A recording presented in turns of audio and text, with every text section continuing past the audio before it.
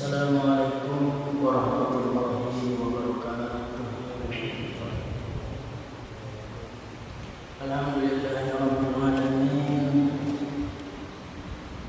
Alhamdulillahilladzi hadana li hadza wa ma kunna linahtadiya laula an hadana Allah. Asyhadu an la ilaha illallah wahdahu la syarika lah wa asyhadu anna Muhammadan abduhu wa rasuluh.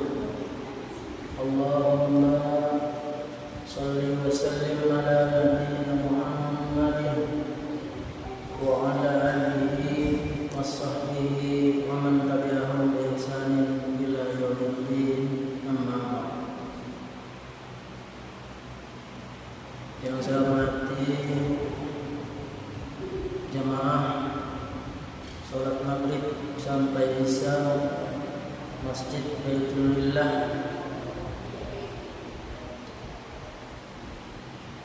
puji syukur kehadirat Allah Subhanahu wa taala sampai pada detik ini kita masih diberikan kesehatan, diberikan kemampuan, diberikan kekuatan, dan yang lebih penting diberikan umur oleh Allah Subhanahu wa taala. Itu artinya kita masih diberikan kesempatan oleh Allah untuk menambah amal-amal ibadah kita di dalam hidup dan kehidupan kita. Salawat dan salam senantiasa kita usahakan kita baca dalam keseharian kita sebagai bukti cinta kita kepada Rasulullah, dan mudah-mudahan dengan salawat itu salah satu syafaat Nabiullah Muhammad SAW berpihak kepada kita. Amin Allahumma amin. Jemaah sekalian yang dimuliakan Allah Subhanahu wa taala, alhamdulillah paman Sidan beserta istri sudah datang dari menunaikan ibadah haji. Mudah-mudahan haji beliau berdua menjadi haji yang mabrur, diterima Allah Subhanahu wa taala. Dan salah satu tanda doa kita dikabulkan itu kata Rasulullah, jadi apa saja doa kita dikabulkan oleh Allah, itu salah satu tanda dari sebagian tanda itu adalah kita ringan dalam melaksanakan ibadah dan kebaikan. Kan kita dalam keseharian kita itu ada kadang-kadang mau sholat berat betul, mau sholat berat betul, tapi ketika untuk melaksanakan ibadah, apa saja ibadahnya, kemudian kebaikan-kebaikan kita ringan untuk melaksanakannya. Nah, itu tanda-tanda, salah satu dari sebagian tanda doa kita itu dikabulkan oleh Allah Subhanahu wa taala. Malam ini kita berada pada penghujung bulan Dzulhijjah. Tapi malam ini saya tidak akan sampaikan tentang Muharram, karena besok, insya Allah malam besok setelah sholat isya, ketua masjid kita mengadakan tausiah tentang menyambut Muharram, insya Allah. Malam ini kita akan mulai kajian kita terkait dengan fikih yang malam ini berkaitan dengan wudu. Di sanawiyah sebenarnya pasti ada itu pelajaran wudu, tinggal dipraktekkan atau tidak wudunya ketika wudu. Dalilnya perintah wudu itu Quran surah yang kelima, Quran surah Al-Maidah ayat 6. Tapi kita tidak akan jelaskan wudu itu. Tapi sebelum wudu itu ada alat perangkatnya yang harus kita lakukan. kita siapkan. Karena wudhu itu sambungan ayat 6 surah Al-Maidah itu, perangkatnya itu adalah air. Wudhu itu hanya air. Maka di dalam ayat itu Allah mengatakan falam tajidu ma'a. Kata Allah, kalau tidak ada air, ma'a berarti air berarti. Kalau wudhu itu mesti air. Nah, maka malam ini kita dulu coba pelajari bersama-sama jenis-jenis air. Nanti siapa tahu kita ternyata tidak masuk kategori airnya. Ya.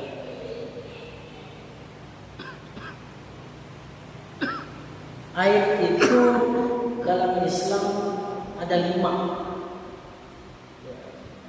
Air itu ada 5 jenis dalam Islam. Pertama namanya air mutlak. Air mutlak itu artinya air suci mensucikan.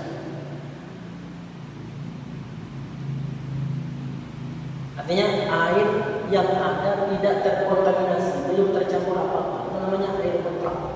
Kalau orang memandikan jenazah itu kan ada air mutlak, ada air sabun, ada air baru. 3 jenis.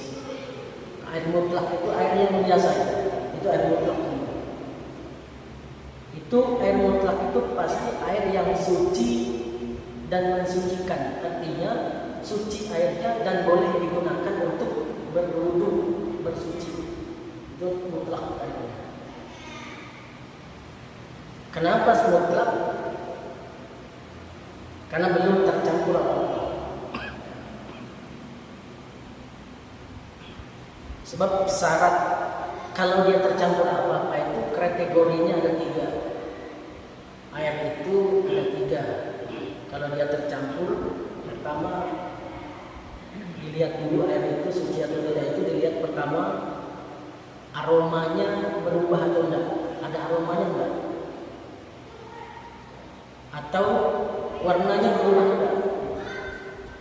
Yang ketiga rasanya. Air mutlak itu contohnya air hujan. Misalnya ditaruh drum atau baskom di luar tekanan air, terus nampung, itu air hujan. Boleh itu dulu.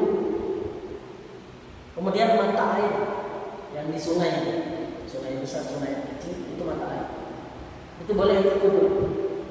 Tapi kalau air mata tidak boleh itu dulu. Repot juga kumpulnya kalau dikudu. Kemudian air sungai. Sungai besar, sungai kecil. Kemudian air sumur. Boleh untuk wudhu. Air laut meskipun asin boleh untuk wudhu. Jadi kalau kita yang suka mancing, saya dulu mancing sama saat itu, saya tetap sholat wudhu pakai air asin. Terus sholatnya gimana? Karena nggak mungkin juga sholat berdiri kalau di perahu, bisa jatuh. Maka duduk. Ya. Kemudian air es, boleh. Air es yang mana maksudnya? Bukan air es yang di kulkas, bukan. Kemudian air salju, boleh itu dulu. Itu tingkat air yang pertama, air mutlak namanya, air mutlak. Yang kedua ada namanya air musammas. Air musammas itu airnya suci dan mensucikan, tetapi berubah bentuk. Contoh air yang kena panas matahari langsung.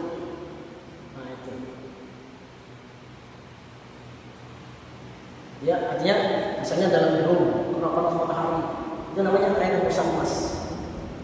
Untuk wudu itu hukumnya makruh, tapi tidak haram, makruh aja. Cuman kita kan sering juga seperti di kantor LPAD itu pas mau wudu sukanya panas, cuman panasnya ketimpa aja. Nah, itu tidak apa-apa, boleh buat gitu. Karena tidak ada panjang panasnya. Itu makruh hukumnya. Artinya kalau makruh itu tidak disarankan juga tidak dilarang, gitu makruh. Kalau tidak ada lagi, tidak apa-apa. Ya, untuk wudu. Yang ketiga, air mustakmal. Air mustakmal itu misalnya begini. Nah, air mustakmal itu air suci tapi tidak bisa digunakan untuk bersuci lagi. Itu air mustakmal. Contoh begini, misalnya kita wudu, terus di bawah tempat wudu kita itu kita taruh baskom, terus airnya nampung bekas wudu kita itu namanya air mustakmal. Tapi kalau air yang terpercik dari tangan terus ember misalnya, itu tidak masuk mustakmal masuk. Yang mustakmal itu betul-betul yang di bawah kita tampung gitu kan, pakai lagi untuk wudu, itu tidak boleh untuk wudu lagi. Tapi kalau untuk nyiram bunga, untuk ngepel boleh. Yang nggak boleh itu hanya untuk wudu lagi. Nah, tapi kalau untuk mandi aja nggak apa-apa. Siapa tahu memang airnya kurang, airnya ditambah untuk mandi lagi, untuk mandi. Kecuali untuk mandi junub nggak boleh, karena dia bersuci, nggak boleh. Itu air mustakmal.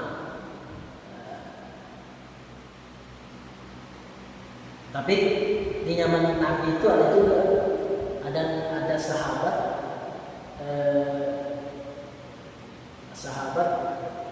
Nabi itu wudu dan sahabat itu ngambil di bawah yang dipakai oleh Nabi, gitu. Baru di bawah itu dipakai oleh sahabat itu juga untuk cuci muka. Setelah selesai wudu, Rasulullah nanya, karena kan nggak boleh bicara waktu wudu, itu nggak boleh. Yang kayak di sini ngobrol aja waktu wudu. Waktu wudu itu nggak boleh ngobrol. Dua yang nggak boleh ngobrol, waktu wudu sama di toilet. Ini di toilet juga ngobrol. Ada yang bawa HP lagi. Jadi di toilet itu nggak boleh ngobrol. Ya, ngobrol bawa HP, salam lagi. Assalamualaikum, waalaikumsalam. Jadi di toilet sama waktu wudu nggak boleh juga ngobrol itu. Waktu wudu ngobrol kecuali darurat betul. Ya.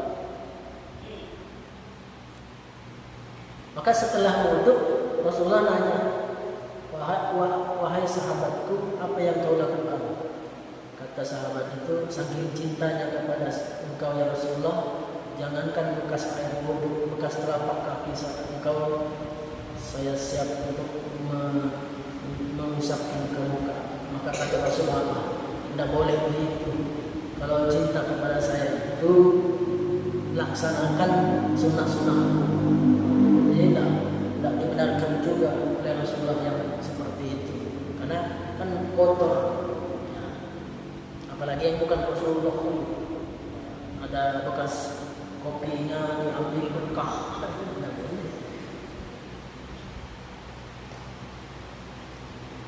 Untuk rokoknya yang berebut.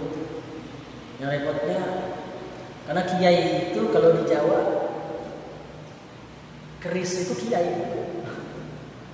Kalau waktu tertentu 10 suro itu, nah yang sebelum Muharram itu bisa dimandikan, itu berebut itu bekas mandi kerbau. Ada keris dicuci 10 Muharram, itu berebut katanya bukan. Nah, enggak benar itu. Jadi air mustakmal, ini tidak mustakmal, tidak boleh dipakai untuk bersuci lagi. Yang keempat ada namanya air tohir. Tohir itu artinya air yang suci tapi tidak bisa digunakan untuk bersuci. Ya. Airnya suci, tapi tidak bisa untuk bersuci. Contoh, kopi, kan air itu tidak bisa untuk wudhu. Dia kopinya satu tuh. Ya. Susu, air susu, apalagi air teh, atau ini air kelapa, kan tidak bisa untuk wudhu. Tidak boleh. Air mata tadi tidak bisa. Itu suci, tapi tidak bisa digunakan untuk bersuci. Namanya air tohir. Kalau mutlak kan tohir. Jadi jangan juga wudhu pakai air kelapa. Mentang-mentang ada air sudah kemarau, ada air kelapa dipakai untuk wudhu, tidak bisa. Ya.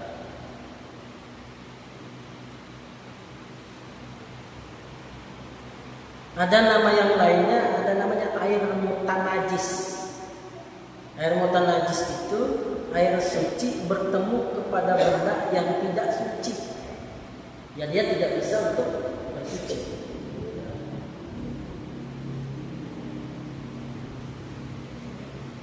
Misalnya air yang masuk kotoran kerbau, misalnya di kebun ada tempat kerbau mandi, kita mau ambil tidak bisa. Tapi kalau cicak itu tidak apa-apa.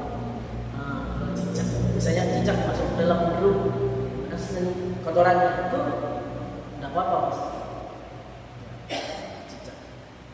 Ada juga yang bilang syaratnya itu 2 kulah air. Cuman 2 kulah itu berapa sih likatnya? Karena 2 kulah zaman dulu, zaman Nabi itu di Arab Saudi misalnya beda dengan 2 kulah Indonesia. Akhirnya para ulama meneliti betul-betul, ternyata disepakati bahwa yang namanya 2 kulah itu 270 liter. Itu baru masuk 2 kulah. Ya. Kalau melebihi 2 kulah, jangankan pakai gayung, dicelup aja langsung boleh.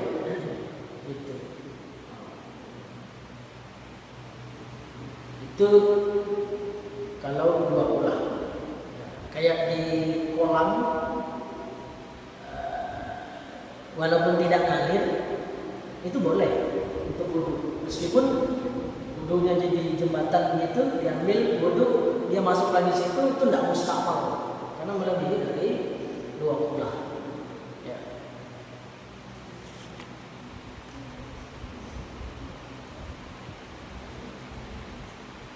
Nah, untuk najis itu, karena najis tadi kan ada mutanajis, jadi ada 5 air yang ada mutanajis, terkena najis, air yang terkena najis. Air mutanajis itu kan dulu pernah mungkin kita dengar kalau di sekolah atau MTS itu pasti dipelajari. Ada namanya tingkat air najis itu yang najisnya berat. Kalau najisnya berat itu apa namanya, Abi? Najis berat itu apa namanya? Kan di sana hanya pelajari. Najis berat. Mughallazo. Najis mughallazo itu najis berat. Apa jenisnya najis? Najis berat itu 2. Air liur anjing dan babi. Itu berat. Atau apa saja yang terkena dari keduanya. Kalau ketahuan itu najis berat. Terus gimana cara mensucikannya? Kata Nabi, dicuci 7 kali, dibasuh 7 kali, dan 1 kali harus pakai tanah. airnya, dicampur pakai tangan, baru dianggap suci. Nah ini. Tapi kalau misalnya kita pakai sendal, kita tidak tahu ada anjing ganda di situ, nah itu kita tidak tahu. Kadang-kadang juga hilang sendal depan rumah, kita pindah tempat di bawah anjing kan, nah, kita pakai lagi. Tapi kita tidak tahu apa kita di bawah anjing atau di bawah. Apalagi yang bisa bawa sendal kucing, masa kucing bisa bawa sendal, kecuali kucing itu. Kemudian yang kedua najis sedang. Najis sedang itu namanya mutawassithah. Kayak darah, nanah, misalnya ada bisul, benanah, nah itu najis, tapi najis sedang. Kotoran manusia dan hewan itu najis sedang. Atau apa saja yang keluar dari kubul dan dubur. Tahu kubul?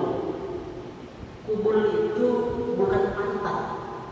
Maaf ya. Jadi kubul itu bukan pantat. Kubul itu yang ada di pantat, ini maaf ya, klipnya itu namanya kubul. Ya. Maka kalau orang garuk pantat itu tidak batal kubul, tapi kalau nyentuh klipnya, nah itu batal. Jadi tidak apa-apa garuk pantat, walaupun dimasukin ke sarung, tidak batal. Tapi begitu nyangkut ke situ batal. Itu kubul. Bubur. Kalau kubul itu, kalau maaf ya, ini kalau bikin biasanya dia harus. Kalau kubul itu apa nih? Batangnya. Iya. Batangnya. Kalau yang di bawahnya yang dua itu lain kubul. Jadi kalau kita menaruh gatal di sini kena yang bijinya, maaf ya, itu nggak batal. Tapi kalau kena batangnya batal. Itu anunya, bikinnya begitu. Jadi kalau menaruh hati-hati, kena batangnya atau enggak. Nah, kalau kena batang batal. Baik batang sendiri atau batang orang. Batang. Itu posisinya pakai lapis apa enggak itu? Kalau enggak pakai lapis. Kalau kita pakai sarung ini enggak ada. Kalau punya orang kan bisa kita punya bayi kan, anak bayi kita cebokin kena kan batal. Kan punya orang juga kan, bukan punya sendiri. Itu masih najis sedang. Terus cara mensucikannya gimana kira-kira? Nah, cara mensucikannya adalah menghilangkan zatnya itu aja. Menghilangkan kalau ada kotoran manusia jadi hilangkan kotoran. Tapi yang terakhir siram, bahasanya disiram sampai bersih. Atau ada terkena di sarung kita ini kena kotoran ayam, maka caranya bukan sarungnya dilepas, dicucikan, dibersihkan yang kena itu aja, kemudian dibersihkan situ aja, boleh dipakai lagi. Kalau sarungnya banyak ya ganti aja.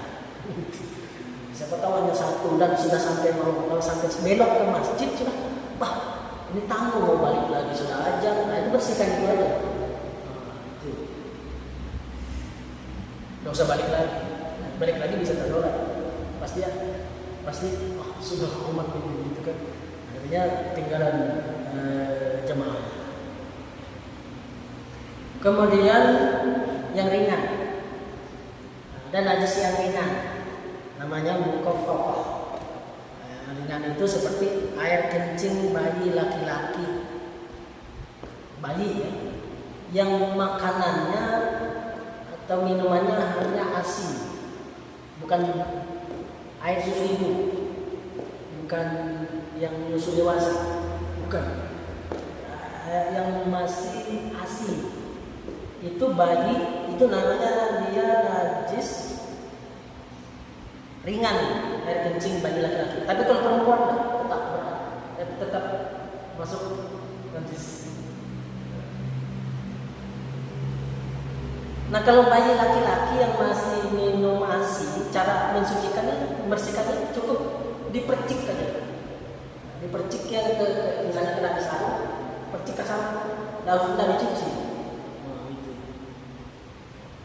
Tapi kalau ragu-ragu kena misalnya gendong bayi kan, kencing, pipis, basah, itu dipercik aja kalau najis ringan. Tapi kalau sarungnya banyak ya nanti bukan masalah masih tidak pasti suci tak sucinya, kasihan yang kiri kanan kan gitu. Kuat aroma apa ya? Nanti menimbulkan aroma yang sebelah kiri kanan, menimbulkan spekulasi curiga macam-macam. Gitu kan. Jadi, kalau banyak sarung ya ganti aja. Seperti itu. Itu najis-najis yang perlu kita mungkin ketahui. Siapa tahu ada di kehidupan kita sehari-hari. Jemaah sekalian yang dimuliakan Allah Subhanahu wa taala. Nah, kita masuk ke wudu. Jadi wudu itu di dalam Quran surah Al-Maidah ayat 6 itu yang paling pokok yang wajib itu 4. Hanya 4. Kalau misalnya tidak ada air atau kurang air, minimal 4 itu dulu. Nah, yang lain itu sunnah. Kalau 4 itu ketinggalan tidak sah wudu. Atau begini, kita dalam perjalanan ada air, misalnya 1 botol aqua yang 1,5 liter, kan kurang sedikit airnya. Kita mau itu, akhirnya kita tayamum, tidak bisa. Kalau cukup untuk minum dan masih bisa untuk membasahi yang 4 itu, maka pakai air dulu. Jangan langsung tayamum, jangan. Karena kalau 2 gelas trubus itu, yang gelas, kemasan gelas, 1 gelas itu cukup untuk wudu. Cukup untuk wudu. Dan Rasulullah pernah mengetes 1 mut cukup untuk wudu. Minimal kalau kurang air yang itu 4 itu dulu. Jangan langsung air masih ada 1 botol 1,5 liter langsung tayamum. Harus dahulukan dulu 4 itu paling tidak basah untuk wudu. Karena wudu itu berapa kali? Minimal 1 kali. 1 kali itu cukup. Maksimal 3 kali. Yang tidak boleh 4, 5 dan seterusnya. Kata Rasulullah itu namanya pemborosan. Jadi kalau wudu 1 kali itu memang kita rasa sudah basah semua, sah. Tapi kalau kira-kira masih kurang kayaknya di sini tadi, nah itu tambah kedua, sah. Ketiga sah. Untuk kesempurnaannya 3. Tapi di lain tempat ketika air kurang 1 sah. Itu kita coba ayatnya. Quran surah Al-Maidah ayat 6. Allah berfirman, "A'udzubillahi minasyaitonir rajim. Ya ayyuhalladzina amanu, hai orang-orang yang beriman, idza kuntum ila shalah, kalau kalian mau melaksanakan salat, kata Allah, fagsilu wujuhakum, maka basuhlah wajahmu, maka basuhlah wajah kalian. Nah, yang masuk wajah itu mana? Nah, jangan-jangan kita wudu wajah tidak kena. Jadi masuk wajah itu yang batas tumbuh rambut sini, terus bawah telinga sini sedikit sampai bawah dagu, termasuk jenggot.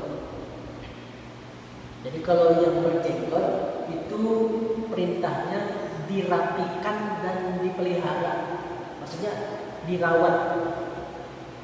Jadi yang ada jenggot itu dipelihara dan dirapikan. Bukan dalilnya bukan disuruh menumbuhkan. Ini ada juga orang kreatif karena mau berjenggot, beli arang, beli apa macam-macam, digosok supaya tumbuh jenggot. Itu tidak ada perintah, karena perintahnya itu dipelihara dan dirapikan gitu.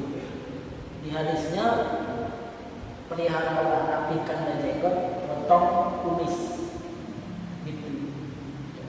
Jadi tidak usah juga supaya mau tumbuh jenggot diberi obat macam-macam.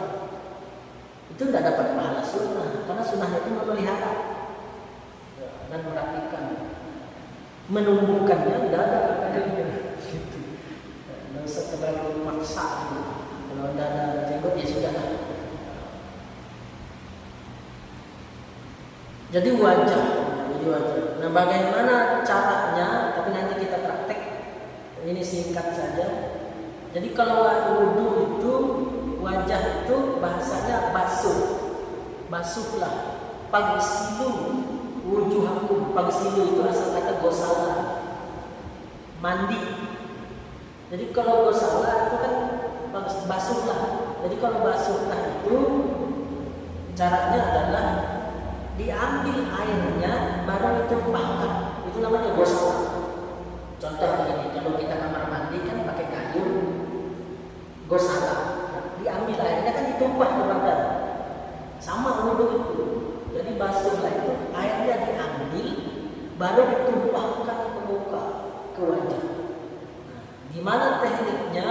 Tekniknya itu adalah ditumpahkan air ditaruh air ke tangan, misalnya di keran begitu, ditaruh baru ditaruh ke muka. Ditaruh ke muka. Yang telunjuk ini untuk membersihkan lima mata. Nih, mata sini. Telunjuk. Jempol untuk di sini, di bawah telinga. Nah, itu fungsinya. Jadi begini, bersihkan mata. Baru jempol sini. Nah, jenggot diginikan gitu. Kalau dirasa sekali cukup basah semua sekali. Tapi kalau mau 2 kali silakan, mau 3 kali silakan. Tapi maksimal 3 kali, tidak boleh 4 kali. Itu dimarahin sama Rasulullah SAW. Itu buka. Jadi nanti adik-adik itu nanti kalau wudu nanti kita praktek. Kita ini yang pokoknya dulu yang 4. Belum mulai cuci tangan, belum. Ya, 35. Jadi itu gosala namanya. Jadi gosala itu sekali lagi sama kayak atau pakai shower. Pakai shower di rumah kan sama juga kalau di keran diambil baru ditaruh.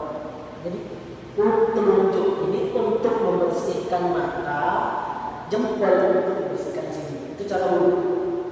Jadi contohnya begini lah.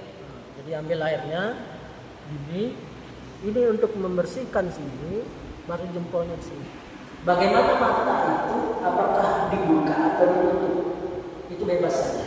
Tapi ada sebagian ulama banyak dibuka supaya kotoran yang ada di mata itu waktu basuh muka hilang keluar.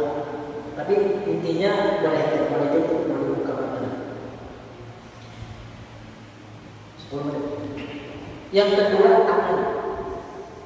Di situ dikatakan di ayatnya adalah wa aydiyakum ilal marafiq. Yadun. Tangan itu kalau yang namanya tangan itu dari sini ujung jari sampai sini itu namanya tangan. Ini tangan namanya. Ujung jari sampai sini itu namanya tangan. Kalau ujung jari sampai sini itu namanya mirfaq. Mirfaq, siku. Di bahasa adalah marafiq. Jadi ujung jari sampai siku. Itu namanya mirfaq. Kalau ujung jari sampai pergelangan tangan sini, itu namanya rusun, rusun. Tapi kalau ujung jari sampai lengan itu namanya saut. Kalau ini baru namanya tangan. Makanya kan dulu cuci tangan. Makanya di dalam ayat yang lain tentang sholat itu kan kalau kita bersedekap itu ada 3. Boleh begini, boleh begini, boleh begini, yang tidak boleh begini. Kata Nabi itu orang sombong, ya bos-bos itu kan kalau melihat proyek dia pasti begini. Bilang Nabi tidak boleh begitu kalau sholat.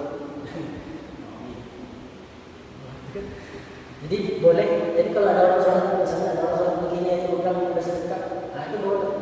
Ada hadis, ada yang begini dan ada yang begini, boleh.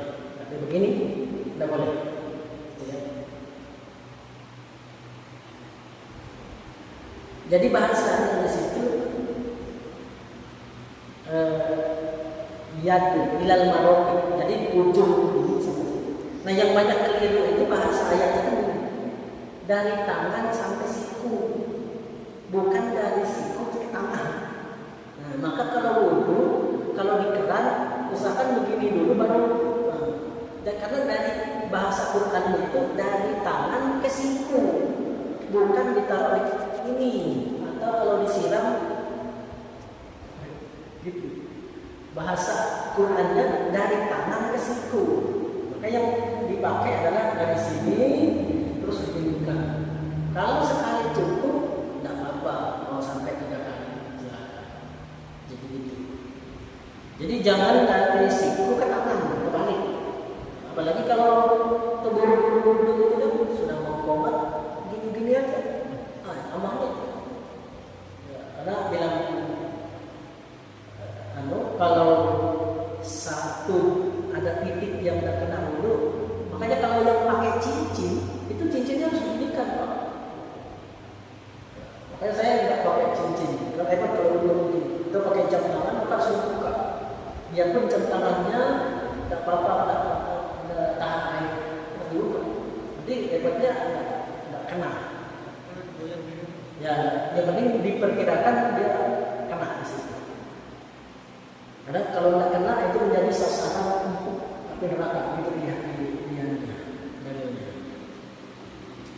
Kemudian yang ketiga masaha.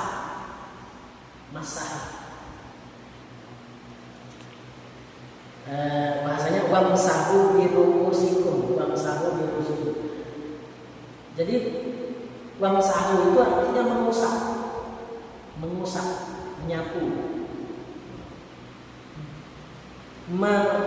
Wamsahu biruusikum, mengusap kepala kalian, bukan rambut ya. Jadi di ayat itu mengusap kepala bukan rambut. Itulah Allah sudah kalau seandainya dari mengusap rambut, bagaimana dengan orang yang tidak punya rambut? Nah ya kan, maka dalilnya mengusap kepala.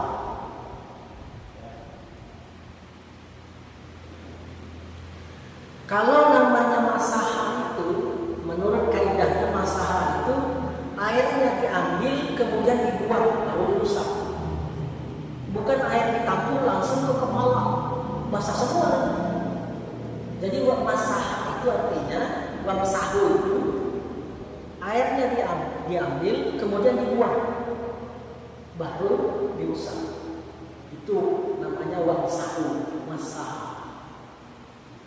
Nah, di wamsahu ada bi di situ, bi lurus itu. Kalimat ba di situ turun ba itu ada 14 maknanya.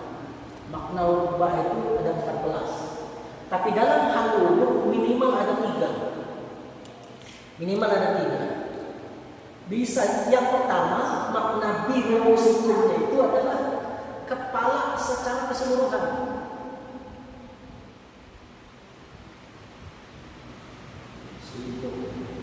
Kepala secara keseluruhan. Jadi begini. Jadi kalau kepala secara keseluruhan bisa begini. Jadi mengusap, airnya diambil, kemudian dibuang, baru begini. Mau dibalik lagi, silakan. Mengusap kepala. Itu makna ba yang pertama. Makna ba yang kedua, sebagian. Batas sebagian itu ubun-ubun. Makanya ada orang itu kan ambil air sah. Karena makna ba yang kedua sebagian, tapi batasnya ubun-ubun.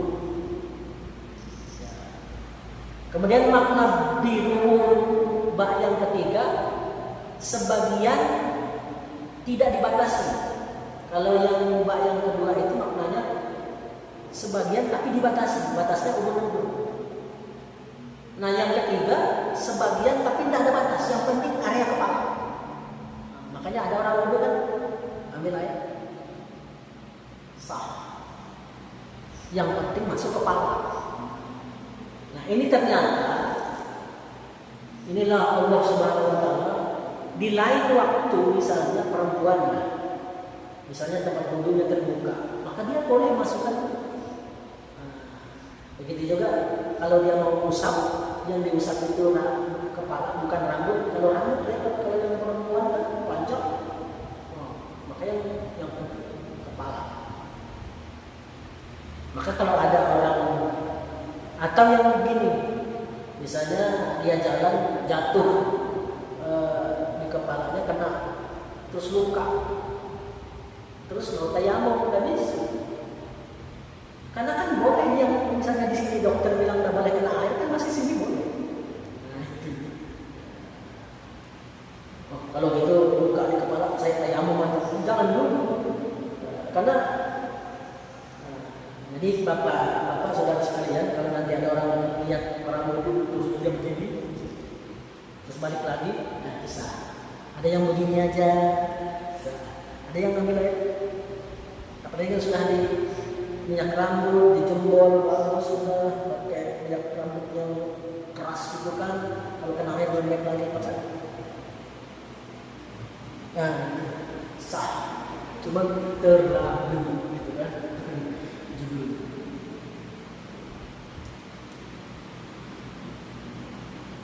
Yang terakhir, war julakum ilal ka'bain. Nah di situ kalau tadi kan wujuh hakum, itu menandakan bahwa itu basuh.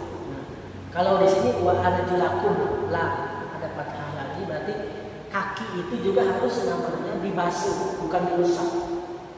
Kalau dibasuh sekali lagi diambil airnya baru ditaruh ke situ. Sampai ilal ka'bain, sampai kedua mata kaki, bukan sampai salah satu, sampai kedua mata kaki. Yang namanya kaki itu kan dari telapak sampai sini kaki. Jadi yang dibasuh itu sampai kedua mata kaki, kiri kanan. Jadi sampai ilal ka'bain. Ka'bain itu namanya itu namanya mata. Bainnya itu menandakan bahwa kedua mata kaki.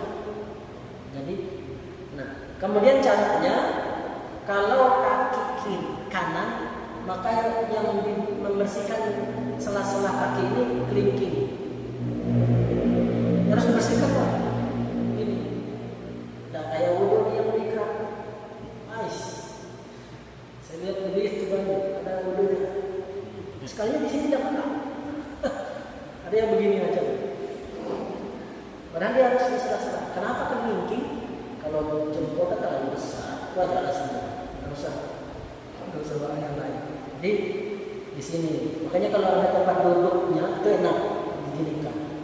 Makanya bahaya itu kalau panjang nggak masuk ke situ, masa sana itu aku panjang. Kalau kukunya panjang harus diginikan supaya masuk air ke situ. Jadi harus diginikan di sela-sela kaki, mari sampai mata kaki. Kalau cukup sekali sudah sekali, maksimal 3 kali. Waktunya sudah sampai. Nah itu tentang wudhu. Tapi yang lengkapnya mulai baca dan kita sampaikan lagi ini permohonan-permohonannya terkait dengan ayat yang tadi. Mudah-mudahan menjadi menambah. Saya mohon maaf bukan mengajari, tapi menambah ilmu kita mungkin dalam kita belajar agama yang kalau wuduknya tidak benar, tidak sah sholatnya, itu masalahnya. Saya kira itu yang dapat saya sampaikan pada kesempatan malam hari ini. Dan marilah kita tutup bersama dengan membaca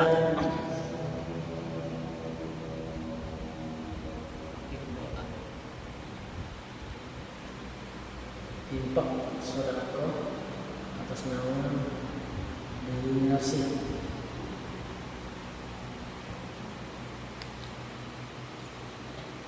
Ini ada infak dari atas nama Dewi Narsih yang sebanyak 1 juta rupiah.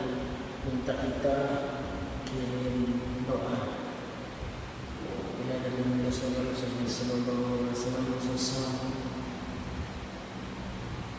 Dewi Narsih. Al-Fatihah.